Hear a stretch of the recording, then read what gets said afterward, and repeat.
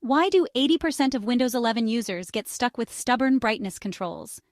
It's more common than you think. Let's get your screen looking perfect again. First, let's update your display drivers. Right-click the Start button, choose Device Manager, then expand Display Adapters. Right-click your graphics card, select Update Driver, and pick Search automatically for drivers.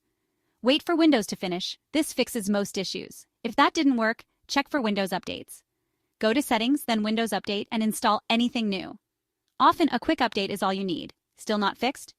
Try disabling adaptive brightness. Head to Settings, System, Display, and look for Brightness and Color. Turn off Change Brightness automatically. For stubborn cases, switch your driver to Microsoft Basic Display Adapter in Device Manager to see if your graphics driver is the problem. Finally, run an SFC scan. Open Command Prompt as admin and type sfc/scano. This repairs any missing or corrupted files. You got this. Like and subscribe for more quick fixes.